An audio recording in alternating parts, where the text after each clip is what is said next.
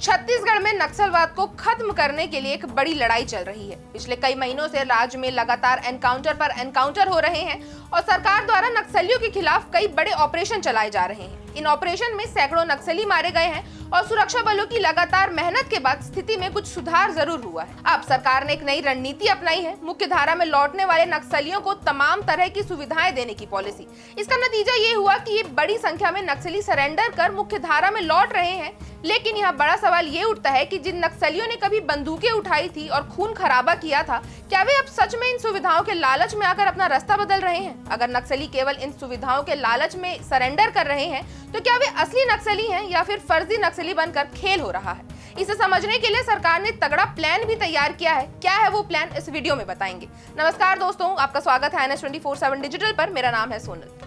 जहां पहले नक्सलियों को केवल सरेंडर करने के लिए अपील की जाती थी, अब सरकार ने सरेंडर की प्रक्रिया को पूरी तरह से बदल दिया है। जी हां, अब नक्सलियों को सिर्फ सुरक्षा नहीं मिलेगी बल्कि उन्हें एक नई जिंदगी शुरू करने के लिए ढेर सारी सरकारी योजनाओं का लाभ भी मिलेगा। अब तक हम सभी जानते थे कि सरकार नक्सलियों से सरेंडर करवाने के लिए लगातार प्रयास कर रही है, लेकिन अब ये तरीका बिल्कुल नया और अलग हो चुका है। ये पॉलिसी नक्सलियों को आत्मसमर्पण करने पर न सिर्फ उनके जीवन को सुरक्षित बनाएगी बल्कि उन्हें समाज की मुख्य धारा में लाने के लिए तमाम फायदे भी देगी।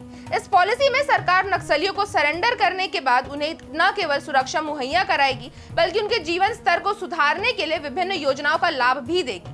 इसमें सरकारी नौकरी, प्रधानमंत्री आवास योजना के तहत घर, जमीन, मुफ्त शिक्षा और स्वास्थ्य सुविधाएं मौजूद हैं और हर महीने खर्च के लिए 10,000 रुपए जैसी कई लाभ शामिल हैं। इतना ही नहीं, कुख्यात नक्सलियों को सरेंडर करने पर एक बड़ी राशि का वादा भी किया गया है। अगर नक्सली सरेंडर करते हैं तो उनके द्वारा किए गए अपराधों के बदले में मिलने वाली इनाम राशि भी उन्हें ही दी जाएगी। लेकिन यहाँ एक बड़ा सवाल उठता है कि क्या ये पॉलिसी फर्जी नक्सलियों को भी सरेंडर करने का मौका नहीं देगी?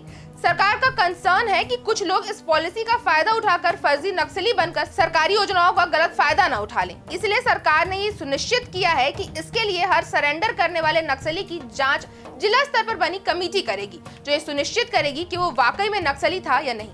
ये कमेटी सरेंडर करने वाले नक्सलियों की पूरी जांच करेगी। ये न केवल उनके बैकग्राउंड की जांच करेगी बल्कि सुनिश्चित करेगी कि वे असली नक्सली हैं और इसका प्रमाण उनके पास हो। यदि ये साबित हो जाता है कि वे असल में नक्सली हैं तो उन्हें सभी सुविधाएं और सरकारी योजनाओं का लाभ मिलेगा। हालांकि अगर वे फर्जी नक्सली पाए जाते हैं तो उन्हें कोई भी फायदा नहीं मिलेगा। ये कमेटी नक्सलियों के रिकॉर्ड की गहराई से जांच करेगी, जिनमें उनकी गतिविधियों, संगठन के साथ उनके संबंध और उनकी उपस्थिति के क्षेत्र में भी पड़ताल की जाएगी। ये कदम सरकार को ये सुनिश्चित करने में मदद करेगा कि केवल असली नक्सलियों को ही फायदा मिले और फर्जी सरेंडर करने वालों को रोका जा सके। अगर ये साबित हो जाता है कि वे नक्सली असली हैं तो उन्हें सभी सरकारी सुविधाएं मिलेंगी। केंद्रीय गृह मंत्री अमित शाह इस नई पॉलिसी का उद्घाटन करने वाले हैं और वे खास तौर पर बस्तर का दौरा भी करेंगे, जो नक्सलवाद का केंद्र रहा है। अब यहाँ देखना ये होगा कि इस पॉलिसी के तहत नक्सलियों के सरेंडर की प्रक्रिया कितनी सफल होती है और क्या ये छत्तीसगढ़ को नक्सलवाद मुक्त बनाने में मददगार साबित होगी। ये पहल सिर्फ नक्सलियों के लिए राहत का एक मौका नहीं है बल्कि ये सरकार के लिए भी एक बड़ी राजनीतिक और सामाजिक चुनौती हो सकती है। दरअसल सरकार का मकसद है कि छत्तीसगढ़ को 31 मार्च 2026 तक नक्सल मुक्त करना है। इसके लिए सरकार ने दो रास्ते तय किए हैं, एक सरेंडर और दूसरा अगर नक्सलियों की रजामंदी नहीं होती तो उन्हें गोली से खत्म किया जाएगा। सरकार का पूरा फोकस सरेंडर पर है क्योंकि वो चाहती है कि नक्सली अपने विचारधारा छोड़कर समाज की मुख्य धारा में लौटे।